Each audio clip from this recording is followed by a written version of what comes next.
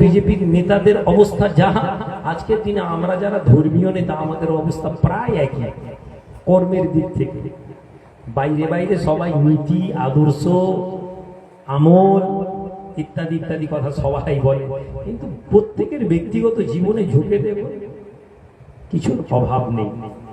নবীজি মাটির ঘরে ঘুমিয়ে জীবন যাপন করেছেন, এই হাদিস শুনিয়ে আমরা সুবহানাল্লাহ করিয়ে নিয়ে বাড়ি চলে যাই, কিন্তু বাস্তব ঘটনা আমার ঘরে কার্লনের বড়ি দিয়ে বিছানো আছে। তার প্রবলেম, পুরো সমাজ যখন করাপশনে ডুবে যাচ্ছে তখন আপনি কি করতে পারেন?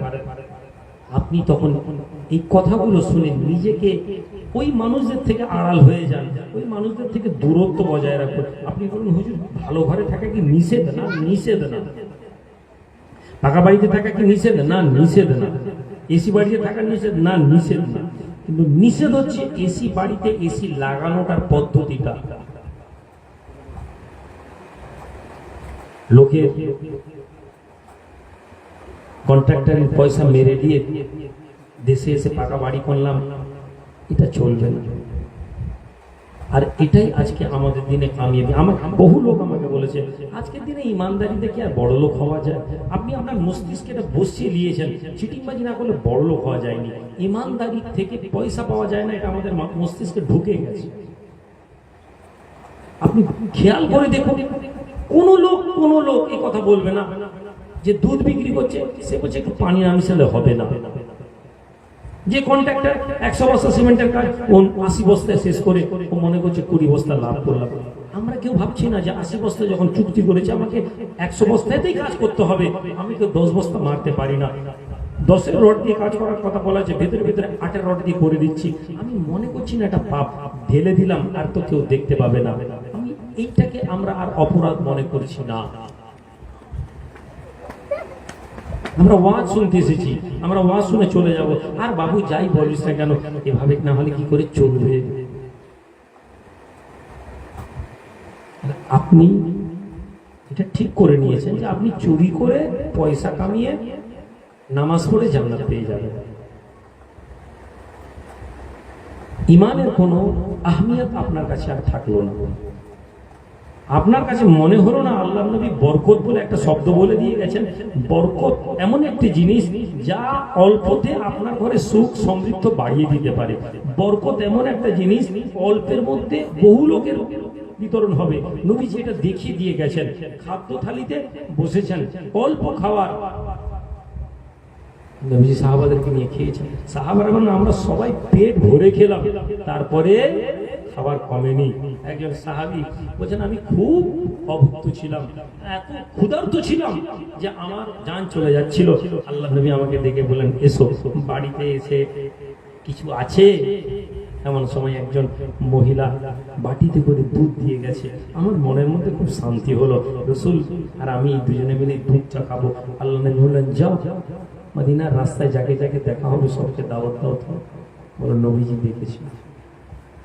আমি লোককে দেখা হচ্ছে দাওয়াত দিচ্ছি, লোককে দেখা হচ্ছে দাওয়াত দিচ্ছি, লোককে দেখা ডাকতে ডাকতে নবীজির ঘরের সামনে লোক ভরে গেল। নবীজি খাবার দাওয়াত দিয়েছে, আমার মনটা খারাপ হয়ে গেছে। এক বাটি দুধ দেখে গেছি, আর নবীজি সবাইকে, একজন এলো নবীজি দুধ খাওয়ালেন, ছেড়ে দিলেন যাও বাইরে খাবার। এইভাবে একজন দুজন করে সব লোক দুধ পান করলো। এরপরে নবীজি আমাকে দিলেন খাও। আমি দুধ খেলাম, খাওয়ার পরে বলে আসলাম হয়েছিল, আবার খাও। আবার আমি দুধ পান করলাম, বললাম ইয়া রাসূলুল্লাহ হয়ে গেছে। নবীজি বললেন আবার খাও। তৃতীয়বার খেয়ে বললাম ইয়া রাসূলুল্লাহ খোদার কসম আমার থেকে আর এক ফোঁটা জায়গা নেই। আল্লাহ নবী পান করলেন। এই মুসলমান এই হাদিসের মধ্যে আমাদেরকে এটা শিখিয়ে দেওয়া হয়েছে যে তুমি বরকতের আকাঙ্ক্ষা করো, বরকতের তলব করো। মসজিদের ইমাম সাহেব আমরা কত টাকা বেতন দিই? আলহামদুলিল্লাহ মন্দের ভালো 10,000 টাকা। কিন্তু আমাদের সমাজ এখনো মসজিদের ইমামদের 5,000, 6,000, 7,000 করে বেতন দেয়। কি ভাই দেয় না? আর কি বলে মসজিদের ইমাম সাহেব উপরি ইনকাম আছে। 30 জন মুসলমানের ঘর, তারা বলছে উপরি ইনকাম আছে।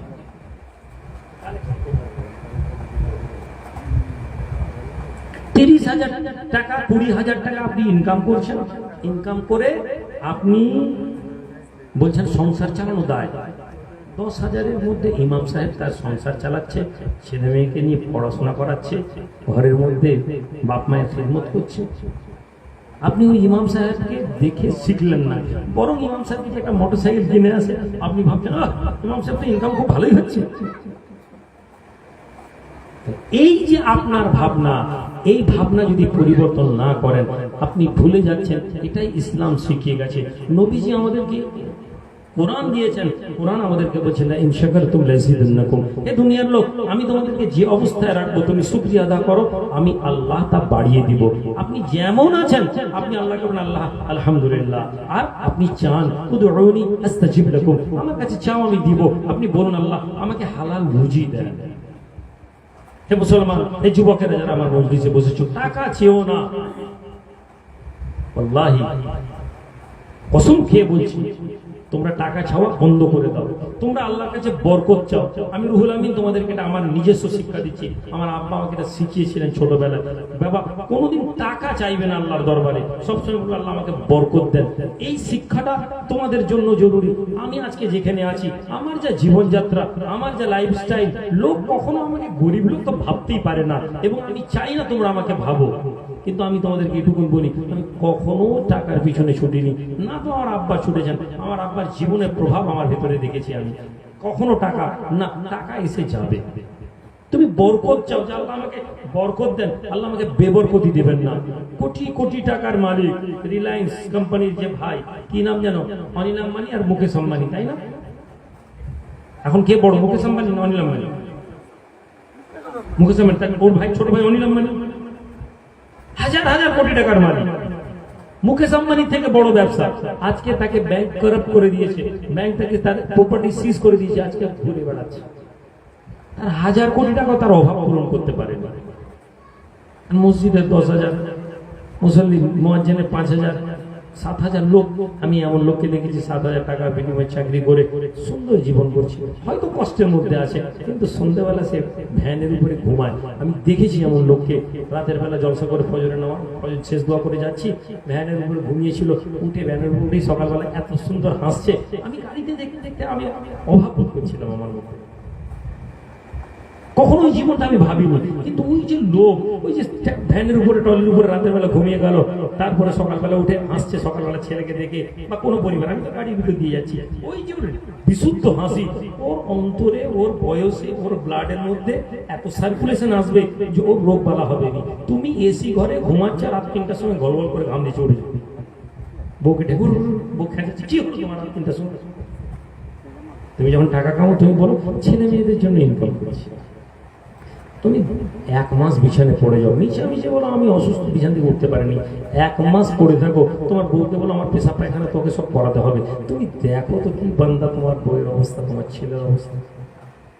1 মাস তোমাকে কিচ্ছু করতে হবে না, টাকা পয়সা দেবো বন্ধ করে দাও। তুমি 20,000 খরচ করতে 5,000 সংসারের খরচ নিয়ে এসো, তোমার বিবির চেহারা দেখো তুমি। এই ছেলে মেয়ে দুনিয়াতে তো কাজে আসছেই না, আখিরাতেও আসবে না। আল্লাহ কোরআন বলছে কিয়ামতের দিনে তোমার ওই ছেলে মেয়ে টাকা পয়সা কিচ্ছু কাজে আসবে না। আখিরাতে আমার পরিবার আমার কাজে আসবে না, আমি জানি দুনিয়াতেও আসবে না। ইল্লা মাশাআল্লাহ 10টায় 20টায় হয়তো একটা কারো পরিবার আসবে। তাহলে যে ছেলে যে মেয়েকে নিয়ে আমি দুনিয়া করার জন্য নিজের বয়সকে পিঠকে ঝুঁকিয়ে ফেললাম, খাটতে খাটতে আমি বুড়ো হয়ে যাচ্ছি, আল্লাহর কথাকে ভুলে গেলাম, হারামকে গ্রহণ করলাম, আর এরপরেও আমি মনে বুঝতে পারলাম না যে এরা কখনো সন্তুষ্ট হয়নি। ঝগড়া হলে তোমার বিবি তোমাকে বলছে কি দিয়েছে তুমি আমাকে? তোমার ছেলে যদি মোটরসাইকেল চাই, তুমি যদি না দাও, তোমার ছেলে তোমাকে বলবে আমার বাবা আমার কি পূরণ করেছে চাহিদা। আমি এমন কথা বলতে শুনেছি বাচ্চাকে, তার বাপ মাকে বলেছে এটা দিতে পারেনি তো পয়দা কেন করেছে? মুসলমান, ও মনে করছে ও ইমানদার হয়ে আছে, ও মনে করছে জান্নাতে চলে যাবে। আমার এই সমাজ ব্যবস্থার স্ট্রাকচার ধ্বংস হয়ে গেছে, আর আমি মনে করছি মসজিদে বসে তাসবিহ বললে আমি জান্নাতে চলে যাব। কিভাবে ফেরত আসবো ভাই? কিভাবে ফেরত আসবো ভাই? আপনাদেরকে দু তিনটা কথা বলি, আপনি ফেরত আসার পদ্ধতিটা জানবেন। নবীজি আমাদেরকে শিখিয়ে গেছেন একই কথা, তা হচ্ছে কেনায়েত, অল্পে সন্তুষ্টি। অন্তরকে পরিশুদ্ধ করার একটা মাধ্যম হচ্ছে প্রথমেই আপনার অন্তরকে ব্ল্যাঙ্ক করে দিন। আজকে এখান থেকে বেরোনোর টাইম এইটা মনের মধ্যে লড়াই করে নিজেকে জিতুন, আপনি হেরে যাবেন। আপনি 50 কিলোর বস্তা মাথায় তুলতে পারেন, 100 কিলোর বস্তা আপনি মাথায় তুলতে পারেন, আপনি নিজেকে অনেক স্ট্রং ম্যান মনে করেন, কিন্তু আপনি কি জানেন ফিজিক্যালি আপনি স্ট্রং হলেও মেন্টালি আপনি খুব উইক। আমি একটা কিতাব, এই কিতাবের নাম দ্য মুসলিম মাইন্ডসেট। এই কিতাবটা রাসূলুল্লাহ জীবন আদর্শের উপরকে বেস করে তৈরি করা হয়েছে। যে আল্লাহর নবী কিছুই ছিল না তার বাড়ি, পৃথিবীর শ্রেষ্ঠ নবী, পৃথিবীর শ্রেষ্ঠ মানুষ আমাদের গান্ধীজি, মোহনদাস করমচাঁদ গান্ধী, নাম শুনেছেন তো? গতকাল 2 অক্টোবর তার একটা লাইন আছে, আমরা পড়িনি। আমি ছেলেদেরকে বলি যে লোক বলে বড় বড় মানুষদেরকে পড়লে হবে। গান্ধীজির একটা লাইন আছে যে আমি রাষ্ট্র পরিচালনা করার ক্ষেত্রে আমি শ্রীকৃষ্ণ অথবা শ্রী রামচন্দ্রের কথা বলতে পারি না, কেননা এদেরকে আমাদের সমাজ দেবতা মনে করে। কি গো, কথা বুঝতে পারছেন? বুঝেন কে বলছে? গান্ধীজি। আমি জন্মে আমি রাষ্ট্র পরিচালনার ক্ষেত্রে আমি আবু বকর এবং ওমরের মতন লোকের দৃষ্টান্ত দিই, যিনি মুহাম্মদ দ্বারা প্রভাবিত হয়েছিলেন। মুহাম্মদ রাসূলুল্লাহকে, যাকে আল্লাহ কোরআনে বলেন রাহমাতুল লিল আলামিন, ওমা আরসালনাকা ইল্লা রাহমাতাল লিল আলামিন, হে নবী আমি আপনাকে দুনিয়ার জমিনে রহমতের আধার করে পাঠিয়েছি। যে নবীকে দুনিয়ার জমিনে ইমাম আল মুরসালিন করে পাঠানো হয়েছে, পৃথিবীর সমস্ত রাসূলদের তিনি ইমাম ছিলেন। ওই নবী আমার, ওই রাসূল আমার ঘরের মধ্যে ঘুমিয়ে আছেন, এমন সময় তার শরীরের মধ্যে পানির টোপা পড়ে যায়, চোখ খুলে দেখেন তার অনুসারী ওমরের চোখে পানি। চোখ খুলেছেন, দেখছেন ওমর কাঁদছেন, টপ টপ টপ টপ করে চোখ থেকে পানি উঠছে। আল্লাহ নবী বলেন, খাত্তাবের বেটা কাঁদছো কেন? খাত্তাবের পুত্র কাঁদছো কেন? ওমরের চোখে পানি। ইয়া রাসূলুল্লাহ, আল্লাহ আপনাকে পৃথিবীর শ্রেষ্ঠ মানুষ বলেছেন, আপনি যদি একবার মুখে বলে দেন মদিনার লোক আপনার ঘর বানিয়ে দিবে, মদিনার লোক আপনার বাড়ি বানিয়ে দিবে, আপনি এই মাটির ঘরে ঘুমাচ্ছেন, গায়ের মধ্যে সেটাই যে শুয়েছেন, যে সব সেটাই খেজুর পাতার, সেটাই খেজুর পাতার দাগ আপনার শরীরে, এত কষ্ট আপনি করছেন ইয়া রাসূলুল্লাহ। নবীজি কি বললেন? ওমর, আল্লাহ তো আমাদের দুনিয়াতে তো আমাদেরকে কষ্ট করতে পাঠিয়েছেন, আমাদের শান্তি তো আখিরাতে।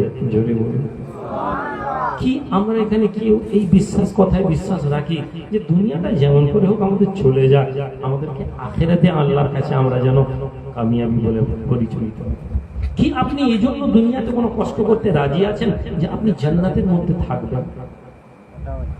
আমি পূর্বেই বলেছি যে হিউম্যান সাইকোলজি যদি বুঝেন, আপনি নাস্তিক হয়ে যদি ভাবেন, আপনি একজন অন্য ধর্মের লোক হয়ে ভাবুন মুহাম্মদ রাসূলুল্লাহ কেন শ্রেষ্ঠ, তিনি আমাদেরকে এমন হিউম্যান সাইকোলজি দিয়েছেন। আপনি ধরে নিন আপনার যখন এক্সপেকটেশন 0 হয়ে যাবে, আমরা কষ্ট পাই কেন? দুটো 20 বছরের ছেলে, একটা ছেলে গ্রাজুয়েশন করেছে, 25 বছরের ছেলে এমএ পাস করেছে, আর একটা ছেলে পড়াশোনা করেনি। এমএ পাস ছেলের জীবনে কষ্ট বেশি, কেন? ও যখন চাকরি পাবে না, ওর মনে দুঃখ। অথচ দুজনেই মায়ের পেট থেকে জন্মেছে, একই পরিবেশে, কিন্তু একজন পড়াশোনা করে এক্সপেকটেশন বাড়াতে লাগলো। এক্সপেকটেশন কি? আমি চাকরি করবো, আমি, আরেকটা ছেলে ভাই আমি তো বেকার লোক, আমি খাটবো মারবো না। হিউম্যান সাইকোলজি আমাদেরকে এটা বোঝায়, অন্তরের মধ্যে এক্সপেকটেশন 0 করে দেয়। পেলে ভালো, না পেলে কিছু নেই। এই যে পেলে ভালো, না পেলে কিছু নেই, এইটা ইসলামের বুনিয়াদ। ভালো থাকার উপায়, সুখী থাকার উপায়, খুশি থাকার উপায়। পৃথিবীর যে লোক এই সাইকোলজিকে বুঝতে পেরে গেছে, ওই লোকটা দুঃখী না। আমি আপনাদেরকে একটা ঘটনা শোনাই। পাকিস্তানের একজন লেবারের, ওই পাকিস্তানের কোম্পানি, আমি বহু আগে পড়েছিলাম, ওই কোম্পানি প্রতি বছর হজে পাঠায় লোককে। আচ্ছা, ওই কোম্পানির একটা গল্প পড়েছিলাম। ওই কোম্পানির একজন এমপ্লয়ি প্রতিদিন ডিউটি করতো, ওই ডিউটি করতে করতে কোম্পানির ম্যানেজারের নজরে, মালিকের নজরে এসে যায়, আরে এই ছেলেটা তো খুব ভালো, খুব ভালো, এ তো প্রতিদিন ডিউটি করছে। মালিক ম্যানেজারকে বললো, দেখো একে কালকে আমার কেবিনে পাঠিয়ে দিবে, আমি এর স্যালারি একটু বাড়িয়ে দিই, ছেলেটা ভালো, আজ থেকে 50-60 বছর আগের কথা বলছি। কি হবে? ম্যানেজারের কাছে এসছে, साहब डेकेशन तुम्हें एम्प्लॉई से, जी साहब आपने बुलाया, तुम बहुत बेहतरीन काम करते हो, खूब ভালো, তোমার কোনো অ্যাবসেন্ট দেখি না, কোনো কাজে ফাঁকি না, শোনো তোমাকে আমি প্রমোশন দিচ্ছি, তোমার স্যালারি আমি 2000 টাকা বাড়িয়ে দিলাম। এমপ্লয়ি, জি শুকরিয়া, আলহামদুলিল্লাহ, আমি যাই কাজে। মালিক তো মালিকই হয় না, বাপ লেগে গেছে, এই ছেলে তো বড় বেয়াদব, আমি ওকে 2000 টাকা স্যালারি বাড়িয়ে দিলাম, অথচ আমাকে একটু ভালোভাবে থ্যাংক ইউ বললো নি, আমার একটু নাম করলো নি, খালি শুক্রিয়া বললো, তুমি পালিয়ে গেল। ম্যানেজারকে বলছে, এই ছেলে তো ভালো না, আমি তো ভাবছিলাম খুব ভালো ছেলে। ম্যানেজার বলছে, স্যার আপনি বলেছেন এই জন্য আমি, ম্যানেজার তো ম্যানেজারই হয়। একটা গল্প আছে না, যে যারা আপনার চাটুকারিতা করে তারা তো আপনাকে চাটুকারিতা করে। বাদশাহ আকবর বীরবলকে বলছে, বীরবল মহারাজ এটা বেগুন, এটা না খুব উপকারী। বীরবল বলছে, জি মহারাজ খুবই উপকারী বেগুন, বেগুন খুব ভালো, একে পুড়িয়ে খেলে খুব টেস্ট, এর খাজনা করে খেলে খুব টেস্ট। এত বেগুনের প্রশংসা করছে বাদশাহ, খুব খুশি। পরের দিন বাদশাহ এসে বলছে, বীরবল তুমি কি ওই বেগুন কালকে খেয়েছে, আমার গায়ে চুলকানি বেরিয়ে গেছে। বীরবল বলছে, মহারাজ ওটার নামই তো বেগুন, ওর তো কোনো গুণই নেই, ও বেকার খাবার জিনিস বলে বেগুনের এক কথা বদনাম করছে। বাদশাহ বলছে, তুমি আশ্চর্য লোক তো, কালকে আমি আমার সামনে বেগুনের এত নাম করলে, আর আজকে বেগুনের বদনাম করছো। বীরবল বলছে, মহারাজ আমি কি আর বেগুনের চাকরি করি, আমি তো বাদশার চাকরি করি, বাদশাহ যেটাকে ভালো বলবে আমাকে সেটাকে ভালো বলতে হবে। কালকে বাদশাহ বেগুন ভালো বলেছে, আমি ভালো বলেছি, আজকে বেগুন খারাপ বলছে, আমি বেগুনকে খারাপ বলছি। তো চাটুকারী যারা হয়, আপনার আশেপাশে যারা থাকে, এরা আপনার খুব ক্ষতি করে। তো ম্যানেজার বলছে, হুজুর আপনি বলেছেন এই জন্য। বাদশাহ বলছে, একটু টার্গেটে থাকো তো, ওর যদি একটা কামাই ফামাই দেখো বা কোনো ডিস্টার্ব দেখো আমাকে বলবে, আমি ওকে ঠিক সাইজ করে দেবো। মালিক ডাইরেক্ট তো বার করতে পারে না, ভালো এমপ্লয়ি ছিল। কিছুদিন কাজ করতে করতে হঠাৎ কর্মচারী পরপর 3 দিন অ্যাবসেন্ট। ম্যানেজার এসে বলছে, হুজুর 3 দিন অ্যাবসেন্ট হয়েছে। আচ্ছা, 3 দিন পরে এসছে, মালিক ডেকে ওকে খুব চিল্লাচ্ছে, তুমি বাজে লোক, তোমাকে আমি কি একটু নাম করে দিলাম, তোমার কি বেতন বাড়িয়ে দিলাম, তুমি তো অ্যাবসেন্ট করলে, এ করলে ও করে চিল্লাচ্ছে, তোমার 2000 টাকা বেতন কেটে নিয়েছি, আগে যাবে না। লোকটা বললো, জি শুক্রিয়া, আমি আসি। মালিক আসমান থেকে পড়ে গেছে, আরে বেটা এক কথায় 2000 বেতন, মানুষ একবার স্যার আমার ভুল হয়েছে, কিছু হয়েছে, কিছুই বললো নি, বলছো ঠিক আছে চলে যাচ্ছে। আমি বলে, শোনো কি ব্যাপার বলবো তোমার, জি তোমার আমি সেদিন 2000 টাকা বেতন বাড়ালাম, তুমি একটু আমার সাথে ভালোভাবে কথা বললে না, আমাকে একটু তোষামত করলে না, আজকে 2000 টাকার বেতন কেটে নিলাম, আজকেও তুমি না তো ভালোভাবে কথা বললে না তো তোষামত করলে, তুমি ছেড়ে দিলে আমাকে, কি ব্যাপার? এমপ্লয়ি বলতে লাগলো, মহারাজ, মালিককে বলছে, বস আপনি কিছু মনে করবেন না, যেদিন আপনি আমার 2000 টাকা বেতন বাড়িয়েছিলেন সেদিন রাতে আমার বাচ্চা হয়। আমার স্ত্রী আমাকে বলেছিল যে দেখো তুমি যে টাকা বেতন ইনকাম করো পুরো টাকাটাই আমাদের মাসে খরচ হয়ে যায়, আমাদের একটা ছেলে এসেছে, এই ছেলের পিছনে খাওয়া দাওয়া, তার কাপড় চোপড়, তার এক্সট্রা, তার কেয়ার, এর জন্য তো আমাদের টাকা লাগবে, তো কোথা থেকে এই টাকা পাবে? তো আমি বলেছিলাম যে দেখো আমরা তো আল্লাহর উপর ভরসা করি চলছি, তো আল্লাহর উপর তাওয়াক্কুল করি, আল্লাহ ব্যবস্থা করবে বলে আমি এসেছি। আপনি এসে যখন আমাকে বললেন 2000 টাকা বেতন বাড়িয়েছি, আমার মনে হলো আমার আল্লাহ আমার ছেলের রিস্ক দিয়ে পাঠিয়েছে। আপনি এই লেভেলের ভাবনা কখনো ভাবেননি। নাম্বার 2, আজকে যখন আপনি আমার বেতন কাটছেন, আমি 3 দিন অ্যাবসেন্ট, আমি যেদিন ডিউটি করে বাড়ি ফিরি, আমি আমার মা খুব অসুস্থ, তাকে নিয়ে আমি করাচির একটা হসপিটালে ছিলাম, 2 দিন ধরে আমার মা হাসপাতালে থেকে মারা যান, কালকে তার দাফন কাফন করেছি। বস আমি এই জন্য 3 দিন অ্যাবসেন্ট হয়েছি আমার মায়ের জন্য। আজকে যখন এলাম আপনি আমাকে ডেকে বললেন যে তোমার বেতন 2000 কেটে নিলাম, আমি বুঝতে পারলাম যে আমার মায়ের রিস্ক আপনি কেটে দিয়েছেন, এই ভেবে আমি আল্লাহর শুকরিয়া আদা করে আমি আর কিছু বলিনি। বাদশা অবাক, বস অবাক, বলছে শোনো এক কাজ করো, চলে যাও। কিছুক্ষণ পর ছেলেকে আর কোম্পানি যাদেরকে ডেকে বললো এই এমপ্লয়িকে, এই কর্মচারীকে প্রমোশন দিয়ে কর্মচারীদের প্রধান বানাও আর একে দায়িত্ব দাও কর্মচারীদের যত সুখ স্বাচ্ছন্দ্য, কর্মচারীদের লেবার ইউনিয়নের হেড, বাংলায় বুঝাতে গেলে যা ইংরেজিতে যা বলে, তাকে লেবারদের প্রধান বানিয়ে দিয়েছিল।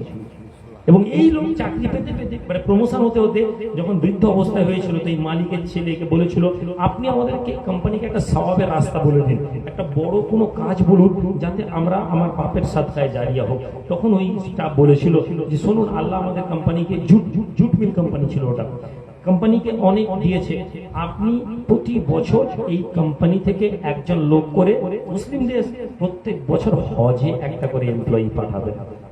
ওই পরামর্শ অনুযায়ী তারপর থেকে হয়। আমি ওই কোম্পানির একজন এমপ্লয়িকে একবার পাকিস্তানের লোক খানায় খানায় বসে থাকে, সব দেশের লোক, আমি গল্প করতে করতে ওই লোকটা, তখন আমি তাকে এই গল্পটা বলতে অবাক, আপনি কেসে পাঠা, আমরা কিতাব পড়তাম, আমি বইয়ে পড়েছিলাম, কিন্তু দেখুন বইয়ে পড়া এবং প্র্যাকটিক্যাল দুটো আমার নিজের থেকে ঘটনা। আমাদের যেটা বোঝার দরকার, এই ঘটনা শোনার পরে আপনি আপনার প্রত্যাশা কমিয়ে দিন, আপনি যত প্রত্যাশা কমিয়ে দিবেন আপনি সুখী থাকবেন। আজকে আমাদের প্রত্যাশা, বাইক যে ছেলেটা আছে, আজকে যে ছেলেটা হিরো হন্ডা স্প্লেন্ডারে ঘুরছে ও বলছে কেটিএম কিনবো, যে ছেলেটা সাইকেল আছে ও বলছে স্কুটি। না, তুমি সাইকেলে সুখী থাকতে শিখো। তোমার বাপ তোমার মা যদি বলে তুই ঘরে বসে থাকবি, তুমি বাইরে গিয়ে চাকরি করতে যাচ্ছ, দেখছো হারাম, তুমি ঘরে থাকো। তোমার মা বাপ তোমাকে যতই খারাপ বলুক, তুমি হারাম রাস্তায় যেও না। তুমি কি বাদশা হারুন রশিদের ছেলের থেকে সম্মানিত? এখানে আমরা কেউ যারা আছে, আমরা বাদশা হারুন রশিদের নাম শুনেছেন তো? এর ছেলের থেকে কি আমরা সম্মানিত? বাদশা হারুন রশিদের একটা ছেলে ছিল, সাধারণ জামা কাপড় পরতে। আপনি ভাবছেন আপনার বাপের দোতলা বাড়ি আছে, আপনি ভাবছেন আপনার কত সম্মান। আপনার বাপ চুরি করে, আপনার বাপ চিটিংবাজি করে, আপনার বাপ ফ্রড করে, আপনি আপনার বাপের ওই ব্যবসায়, ফ্রড ব্যবসায় আপনি সাথ দিচ্ছেন। আমি এমন লোককে দেখেছি যে তেল চুরি করে, তার ছেলে তার বাপের ব্যবসায় ঢুকেছে, তেল চুরি ব্যবসা। আমি দেখেছি বাপ কন্ট্রাক্টরি করে চুরি করে, ছেলে ওই ব্যবসা ঢুকে সেও চুরি, বাপের সহযোগিতা করে। এখানে বাদশাহ হারুন রশিদ সমাজের বাদশাহ, এত বড় বাদশাহ, ইতিহাসে যার নাম পেয়েছি, এর ছেলে একটা সাধারণ জামা কাপড় পরে, বাপের কোনো সাম্রাজ্যের দিকে তাকে না ঘুরে বেড়ায়। একদিন বসে আছে, উজির বড় বড় লোকেরা বসে আছে, বাদশাহ ছেলে একটা সাধারণ কাপড় পরে হাঁটতে হাঁটতে যাচ্ছে, লোকেরা চুপ করে ফিসফিস করছে। বাদশাহ এবং তার লোকেরা বলেছে আমার ছেলে পাগল। কেন বলেছে?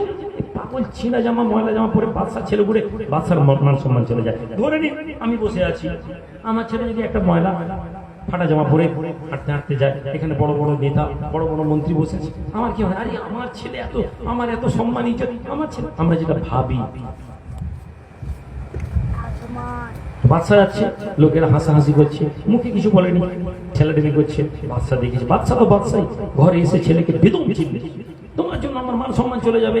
বড় বড় আমির ওমরাহারা বসে আছে, বড় বড় নেতারা বসে আছে, আর তুমি এরকম ফাটা জামা পরে আমার এর ঘরতে ঢুকছো। ছেলে ছিল, আর ছেলে বারবার মাঝে মাঝে বলতো, বাপ আব্বা একটা সময় আসবে আমাকে নিয়ে আর আপনাদেরকে লজ্জা পেতে হবে, একটা সময় আসবে আমাকে নিয়ে আর লজ্জা পেতে হবে না। এরকম বলতো, এই ছেলে বসে পানি খাও, বসে পানি খাও, দাঁড়িয়ে পানি খেতে নেই বাপ, বসে খাও। আল্লাহ নবী বলছেন যে দাঁড়িয়ে পানি খেলো সে শয়তানের পেশাব খেলো। হাদিসে এসেছে দাঁড়িয়ে পানি খাওয়ার কারণে নবীজি বলেছেন গলায় আঙুল দিয়ে বমি করে। ওমর রাদিয়াল্লাহু তাআলা বক্তব্য দিচ্ছেন, বক্তব্য দিতে একজন বলছেন পানি দাও তো, কথাবার্তা চলছে, আলাপ আলোচনা চলছে, দাঁড়িয়ে দাঁড়িয়ে কথা বলছেন, বলতে বলতে পেঁয়াজ লেগেছে, কেউ একজন পানি এনেছে, পানিকে ঠক করে রেখে দিয়েছে, দাঁড়িয়ে দাঁড়িয়ে পানি খেয়েছে। কিছুক্ষণ পরে আরে আমি পানি চাইলাম, পানি দিলেন। লোকেরা বলছে আমিরুল মুমিনিন পানি তো দিয়েছিলাম, পানি কই? ইন্নালিল্লাহ, আমি কি দাঁড়িয়ে পানি খেয়ে নিলাম? জি জি। ওইখানে আলাপ আলোচনা বন্ধ করে বলছে, কাঁদতে কাঁদতে গিয়ে মুখে আঙুল দিয়ে বমি করছেন। যিনি সঙ্গে পানি এনেছেন, যিনি বলছেন, আমরা দেখলাম ওমর এত পেট উগলে উগলে পানি বার করলো, আমার ভয় হচ্ছিল এবার ওমরের পেট থেকে না রক্ত বেরিয়েছে। আমি বলতে লাগলো, হে আমিরুল মুমিনিন, যতটা পানি খেয়েছিলেন তার থেকে বেশি পানি আপনার পেট থেকে বেরিয়ে গেছে, এবার শান্ত হন। এটা ইসলাম। আর আপনি দাঁড়িয়ে দাঁড়িয়ে পানি খাওয়াকে কোনো অপরাধ মনে করেননি। আমি কয়েকদিন আগে একটা ফেসবুকে দেখছিলাম, বিশাল বড় সে বক্তা, বিশাল বড় স্কলার, সেই মুসলমান যুবকদেরকে মোটিভেটেড করছে, মুসলমান যুবকদেরকে কোরআন হাদিসের আহ্বান করছে, কোরআন হাদিসের দিকে ডাক দিচ্ছে। বক্তব্য দিয়ে দেখলাম গড়গড় করে পানি খেয়ে নিল। হাদিসের মধ্যে কোথাও কোথাও পানি দাঁড়িয়ে খাওয়ার কথা এসেছে, আমি না জানি না এমন কোনো কথা নেই। আল্লাহ যতটুকু তৌফিক দিয়েছেন সব তো জানি না, কিন্তু যতটুকু ধর্মীয় বিধানপত্র আছে টুকটাক জানি। দাঁড়িয়ে খাওয়ার পক্ষে কথা বলেছেন, কিন্তু ওই একটা দাঁড়িয়ে খাওয়া, একটা দাঁড়িয়ে পেশাবকে শরীয়তের দলিল বানানো যাবে না। এই জন্য আমি আপনাকে বলি যে কেন আল্লাহওয়ালা লোকেদের সাথে থাকবেন। আল্লাহওয়ালা লোকেরা কোরআন হাদিসের সাথে সাথে একটা ধারা, বুজুর্গদের একটা নীতিতে আপনাকে বেঁধে দিবেন, যে নীতি আপনাকে রাসূলুল্লাহ পর্যন্ত পৌঁছে দেবে। জোরে বলা যাবে না? আমরা কোথায় ছিলাম? না না কতদূর?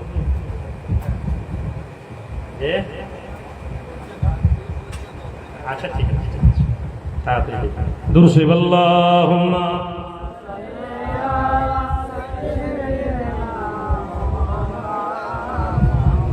না না না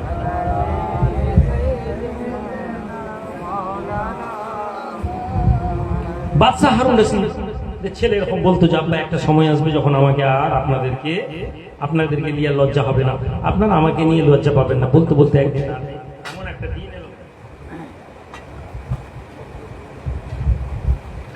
দিন এলো যখন ওই ছেলে রাতের বেলা আস্তে আস্তে ঘর থেকে বেরিয়ে যাচ্ছে। ঘর থেকে বেরিয়ে গিয়ে সৈন্য দেখছে বাদশার ছেলে যাচ্ছে, জিজ্ঞেস করছে কোথায় যাবেন রাজকুমার? বেরিয়ে চলে গেল।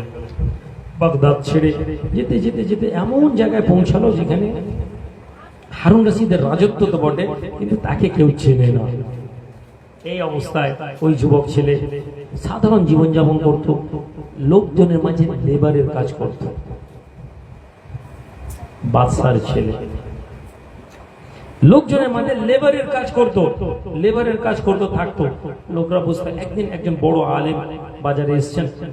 ইবাদতের একটা বড় বৈশিষ্ট্য হচ্ছে আপনি যখন ভালো কথা বলবেন, ভালো কাজ করবেন, আল্লাহ আপনার চেহারাতে নূর দিবেন। জোরে বলুন সুবহানাল্লাহ। ওই আলেম এসে দেখলেন যে এই ছেলেটা একটু ব্যতিক্রমী।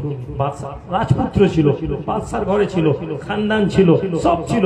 যতই গরিব হোক ওর চোখ অন্য কথা বলবে। একজন শিক্ষিত মানুষ ছিঁড়া কাপড়ও যদি বসে, ওর ওই ছিঁড়া কাপড়ে আপনি ওর চোখের দিকে তাকাবেন, যখন আপনি বুঝবেন যে এর আলাদা চোখ। আপনি যখন ও কথা বলবে তখন আপনি ওকে বুঝতে পারবেন যে এর গুণ আলাদা। গান্ধীজির কিছুই ছিল না, একটা হাফ কাপড় আর একটা ধুতি, ওটা ইউরোপকে কাঁপিয়ে দিয়েছিলেন। জামাই যুবক তোমার সম্মান বাড়ে না। বাদশার কাছে ইংল্যান্ডের রানী কারো সাথে কথা বলে না, কথা বলতে গেলে তাকে কোট টাই পরে সভ্য হয়ে যেতে হবে না। গান্ধীজি বলছে আমি এইভাবে দেখা করবো। পৌঁছেছেন তাদের চার্লস মজা করতে করতে বলছেন আরে আপনি অর্ধ উলঙ্গ হয়ে এসছেন, যে কি জবাব দিচ্ছেন? কি করব? আপনার দেশের লোকেরা আমার দেশের কাপড়কে চুরি করে নিয়ে চলে এসছে। এটা ছিল আমাদের লিডার। আমি গান্ধীজিকে এই জন্য ভালো বলতে বলছি না যে গান্ধীজি কংগ্রেসের লোক। আপনাকে জানতে হবে যারা ভালো কাজ করে গেছেন তাদেরকে ভুলে গেলে চলবে না। গান্ধীজি এ দেশের জন্য যা করেছেন, ভুল ছিল, মানুষ হিসাবে তার অনেক ভুল আছে, কারো কোনো মানুষ ভুলের ঊর্ধ্বে নয়। কিন্তু গান্ধীজিকে আমরা যদি মনে করি যে না, গান্ধীজিকে ওই লোকের মোকাবেলা দাঁড় করাবো যে লোক গান্ধীজিকে গুলি করে মারলো, এটা জেনে নিন। আর যাই হোক, তুমি যতই হিন্দু হও, যতই তুমি মুসলিম বিদ্বেষী হও, তুমি ভারতীয় না। আজকে যারা গডসেকে, আজকে যারা গান্ধীর হত্যাকারীকে দেশের হিরো বানাচ্ছে, তুমি তোমার হিরো বানাতে পারো, কিন্তু তুমি দেশের হিরো বানাতে পারো না। গান্ধীজির অবদান গোটা পৃথিবীতে প্রত্যেকটা মানুষ জানে। একটা লোক হাতে একটা লাঠি দিয়ে একটা সরকারের বিরুদ্ধে মুভমেন্ট করেছে। হ্যাঁ, ভেতরে অনেক পলিসি আছে, আমি গান্ধীকে নিয়েও পড়েছি, আমি জানি। ডিপ্লোম্যাটিক্যালি অনেক ভুলভ্রান্তি হয়তো ছিল, অনেক জায়গায় ইংরেজদের সাথে কম্প্রোমাইজ, কিন্তু গডসের মতন তো ক্ষমার চিঠি গান্ধীজি লিখেননি। যে লোকটা ইংরেজদের কাছে ক্ষমা চেয়েছে, একবার নয়, দুবার নয়, বহুবার, যে লোক বেরিয়ে গান্ধীকে হত্যা করলো, তুমি তাকে বলছো জাতির লিডার বানাচ্ছ, আর গান্ধীকে হত্যাকারীকে তুমি বলছো যে আরে গান্ধীজি লাঠি নিয়ে হেঁটে যাচ্ছেন, লোক বলছে আরে কি করছেন আপনি? এই একটা ডান্ডা দিয়ে আর কয়েকটা লোক নিয়ে আপনি যাচ্ছেন। ডান্ডি অভিযান যখন শুরু করলেন গান্ধীজি, একটা গান্ধীজি শিয়া মৌলানারা বলেছিল আলেম गांधी जी बोलছে अरे আপনি কি করছেন, क्या कर रहे हो गांधी जी, ये एक लट्ठी लेके कैसे अंग्रेज के खिलाफ लड़ोगे, কি জবাব দিয়েছিলেন। দেখুন তিনি কখনো হিন্দু মুসলমানের কথা ভাবেননি। আপনি যখন বড় হবেন তখন আপনার জ্ঞানের উপরে আপনি কথা বলবেন, আপনি এটা কখনো বলবেন না যে আমি শ্রেষ্ঠ। গান্ধীজি হিন্দু লোক, রামচন্দ্র শ্রীকৃষ্ণের সাথে তুলনা করে আবু বকর উমরকে জানলেন কি করে, তিনি পড়েছিলেন। গান্ধীজি বলছেন হ্যাঁ মৌলানা, আমি ওইভাবেই সফল হব। হোসেন যেমন কারবালাতে 70 জন লোক নিয়ে ইজিদের বিরুদ্ধে লড়াই করে সফল হয়েছিল, আমি মহাত্মা গান্ধী হোসেনের রাস্তাতেই চলার চেষ্টা করছি। জোরে বলুন। আপনি হিন্দু মুসলমান করছেন, আমি ওই লোকটার উদারতা, ওই লোকটার শিক্ষা, ওই লোকটার জ্ঞান সম্পর্কে ভাবছি। বাদশাহ হারুন রশিদের ছেলে ওই গ্রামে গিয়ে পৌঁছে গেছে। ওই গ্রামে গিয়ে ওই মৌলানা দেখছেন একজন যুবক ছেলে বসে আছেন, বলছেন ভাই তুমি কাজ করবে? বললাম হ্যাঁ আমি তো লেবারের জন্য। ঠিক আছে চলো আমার বাড়িতে। তখন ওই লেবার বলছে আমার কন্ডিশন আছে। আরে মৌলানা অবাক হয়ে যান, ভাই তুমি একজন লেবার, তুমি একজন শ্রমিক, তোমার আবার কি কন্ডিশন থাকতে পারে? ওই যুবক বলতে লাগে শোনো মৌলানা আমি বলে দিই আমার শর্ত হচ্ছে আমি তোমার বাড়িতে কাজ করব, তুমি আমাকে খাওয়ার জন্য জোর করতে পারবে না। আপনি একজন কর্মচারী, আপনি একজন শ্রমিক, আপনি একজন কন্ট্রাক্টর, আপনি একজন রাজমিস্ত্রি, আপনি ভাবছেন বাড়িওয়ালা যদি আপনাকে খাইয়ে দেয় তাহলে আমার 50 টাকা সেভ হয়ে যাবে। হ্যাঁ আপনি এটা ভাবেন, আমি এটা ভাবি। 15,000 টাকা ডিমান্ড করে যাচ্ছি, 20,000 টাকা যাচ্ছি, এর সাথে যদি আরো 2,000 টাকা এক্সট্রা এদিক ওদিক দিয়ে কিছু তাবিজ দিয়ে তদবির দিয়ে বই বিক্রি করে যদি আরো এক্সট্রা 2,000 কামিয়ে দিই, তেলের টাকাটা উঠে যাবে। আমি ভাবি।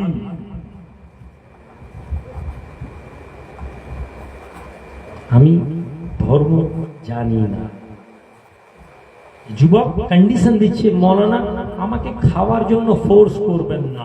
কেন না আমার আপনার খাদ্য মানুষ কখনো ভাবেনি খাওয়ারটা কি পয়সায় খাওয়া, কি খাদ্য, হারাম পয়সা না হালাল পয়সা। আমাদের বুজুর্গরা যখন যেতেন কারো বাড়িতে খবর নিতেন ও কি করে, ওর কাজ কি, ও কি কর্ম করে, যদি জানতে পারতেন যে হারাম ব্যবসা আছে, হারাম পয়সা তো খেতেন না। কখনো কখনো এমনও ঘটনা পাওয়া যায় যে বাড়িতে টিভি আছে, টিভি হারাম জিনিস, এই কথা শুনে বান্দার ঘরে ঢোকেননি আল্লাহর বাড়ি, লোকের বাড়িতে ঢোকেননি। হুজুর আপনি যদি আমার বাড়িতে না আসেন গ্রামে আমার অসম্মান হয়ে যাবে, গ্রামে আমি খুব প্রতিষ্ঠিত লোক। আচ্ছা বাবা তুমি অসম্মান হও আমি চাই না, শোনো আমি যাচ্ছি, তবে আমি আর ঘরে ঢুকবো না, তোমার বৈঠকখানায় বসে দোয়া করে দিচ্ছি, তোমারও ইজ্জত থেকে যাবে, কিন্তু আমাকে খাওয়ার কথা বলো না। বৈঠকখানায় বসে দোয়া করে দিয়ে বেরিয়ে এসছেন। মুসলমানকে অসম্মান তারা করেননি, আমরা তো আপনাকে শেখাতে গিয়ে অসম্মান করে দিই। তাহলে খাদ্য একটা ইম্পর্টেন্ট জিনিস, যদি আমাদের শরীরে যা যায় ওইটা আমাদের ইবাদতে, আমাদের মেন্টাল পাওয়ারকে বাড়ানোর জন্য আমাদের খাদ্য জরুরি। আমরা ডেলি গোশ খাচ্ছি, ডেলি ডিম খাচ্ছি, তারপরেও আমরা দুর্বল। সাহাবারা খেতে পেতেন না, একদিন খেয়েছেন তো একদিন খাননি, কিন্তু যখন তারা দাঁড়িয়েছেন চোখের সামনে কেউ কথা বলতে পারেনি। হুরমুজ বিন কায়সারের রাজত্বে লড়াই করতে যাচ্ছে, মুসলমানদের প্রতিনিধি যাচ্ছে, মুসলমানরা লড়তে যাবে, পারস্যের জেনারেল বলছে হুজুর মুসলমানদের সাথে কম্প্রোমাইজ করে নিন, এই জাতি বড় ভয়ঙ্কর জাতি, এই জাতি বড় লড়াকু জাতি, কিছুদিন আগে রোমকে ডিস্ট্রয় করে দিয়েছে, রোমকে হারিয়ে দিয়েছে, এদের সাথে যদি কথা বলে কিছু পয়সা দিয়ে দেখি কম্প্রোমাইজ করেছে করে নেন। বাদশা বলছে ঠিক আছে ঠিক আছে ডাকো। যুদ্ধের মাঠে মুসলমানরা বসেছে, লড়াই হবে, একজন এসে বলছেন তোমাদের সাথে আমাদের বাদশাহ কথা বলতে চান। কে যাবে? বাদশার সাথে কথা বলতে যাবে, মুসলমান ঠেলাঠেলি করছে। এ বলছে তুমি যাও। এই যুবক ইতিহাস পড়ো, তোমার সম্মান কোথায় ছিল আর কি কারণে তুমি আজ অসম্মানিত? তুমি বলছো আরএসএস মারার প্ল্যান করছে, বিজেপি মুসলমানদেরকে মারছে। শুনে নাও, এ কথা বললেও কোথাও না কোথাও তোমার ঈমান দুর্বল। তুমি মার খাচ্ছ, তুমি ইসলাম থেকে দূরে চলে গেছো। ওমর বলছেন আমরা ছাগল চড়িয়েছি, এই জায়গা থেকে আল্লাহ আমাদেরকে সম্মান দিয়ে পৃথিবীর শ্রেষ্ঠ বানিয়েছেন, আর সামনে টাকা পয়সা রাখা আছে, দেখে চোখ থেকে পানি।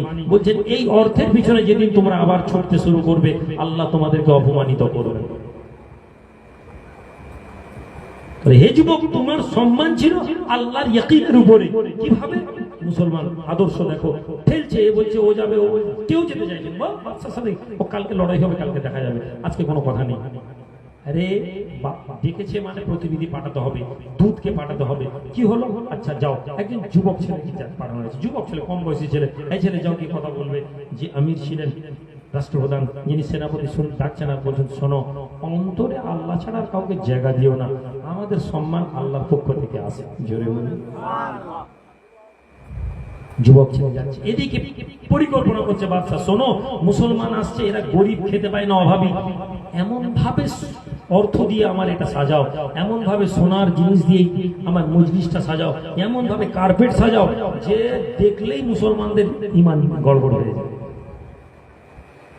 আর পাশে সৈন্যদেরকে তৈরি করো, পাশে কমান্ডারদেরকে তৈরি করো, কুচকাওয়াজ করো, মিলিটারি ফোর্সকে দেখাও, একদিকে অর্থের লোভ দেখাও আর একদিকে ফোর্স দেখাও। এই দুটো দেখে যেন মুসলমানের অবস্থা খারাপ হয়, ওরা আমাদের সাথে চুক্তি করতে বাধ্য। ওদেরকে ডাকা হলো, এসে পৌঁছালেন। যুবক ছেলে প্রথমেই এসে বললাম ঠুকলেন কার্পেটের উপরে, কার্পেট ফেটে গেল।